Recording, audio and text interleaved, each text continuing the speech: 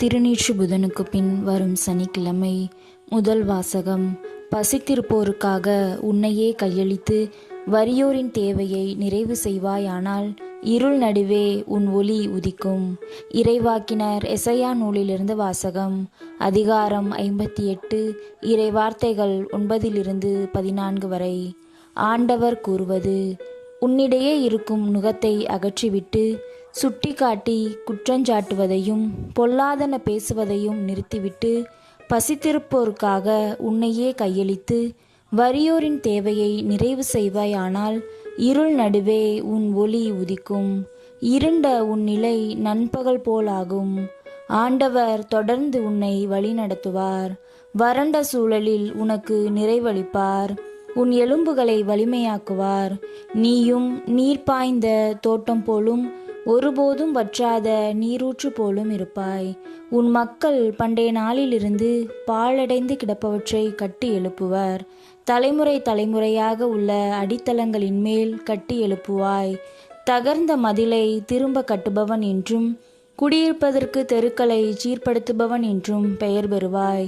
ஓய்வு நாளின் முறைமைகள் நின்று விலக்கி செல்லாது என் புனித நாளில் உன் விருப்பம் போல் செய்யாதிருந்து ஓய்வு நாள் மகிழ்ச்சியின் நாள் என்றும் ஆண்டவரின் மேன்மை மிகு புனித நாள் எனவும் சொல்லி அதற்கு மதிப்பு தந்து உன் சொந்த வழிகளில் செல்லவோ உன் சொந்த ஆதாயத்தை நாடவோ வெற்றி பேச்சுகளை பேசவோ செய்யாதிருந்தால் அப்பொழுது ஆண்டவருக்கு ஊழியம் புரியும் மகிழ்ச்சியை பெறுவாய். நானோ மண்ணுலகின் உயர்விடங்களில் உன்னை வலம் வரச் செய்வேன். உன் மூதாதையாகிய யாக்கோபின் உரிமை சொத்தின் மூலம் உனக்கு உணவளிப்பேன். ஆண்டவரின் வாய் இதை உரைத்தது. ஆண்டவரின் அருள்வாக்கு. இறைவா உமக்கு நன்றி. பதிலுரை பாடல். திருப்பாடல் 86. பல்லவி. ஆண்டவரே, உமது வழியை எனக்கு கற்பியும். ஆண்டவரே, எனக்கு செவிசாய்த்து பதிலளியும். ஏனெனில் நான் எளியவன் வறியவன். என் உயிரை காத்தருளும். ஏனெனில் நான் உம்மீது பற்றுடையவன். ஊழியனை காத்தருளும். நீரே என் கடவுள். நான் உன் மீது நம்பிக்கை கொண்டுள்ளேன். பல்லவி. ஆண்டவரே, உமது வழியை எனக்கு கற்பியும். என் தலைவரே, என்மேல் இரக்கமாயிரும். ஏனெனில் நாள் முழுவதும் உம்மை நோக்கி மன்றாடுகிறேன். அடியானின் மனத்தை மகிழச் செய்யும். என் தலைவரே, உம்மை நோக்கி என் உள்ளத்தை உயர்த்துகின்றேன். பல்லவி. ஆண்டவரே, உமது வழியை எனக்கு கற்பியும்.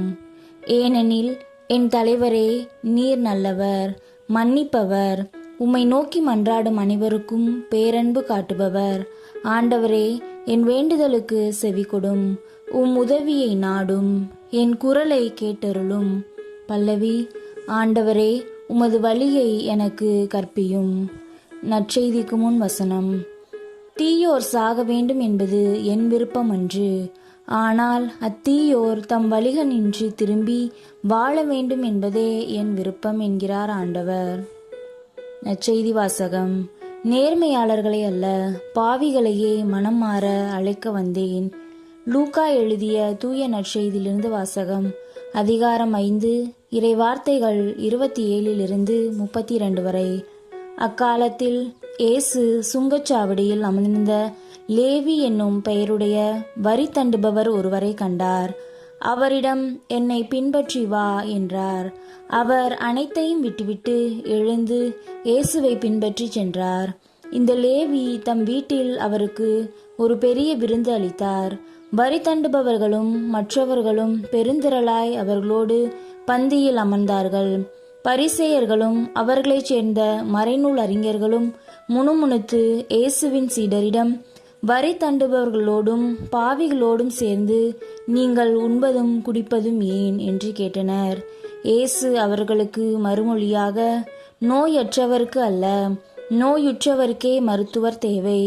நேர்மையாளர்களை அல்ல, பாவிகளையே மனம் மாற அழைக்க வந்தேன் என்றார். ஆண்டவரின் அருள்வாக்கு. கிறிஸ்துவே உமக்கு புகழ்.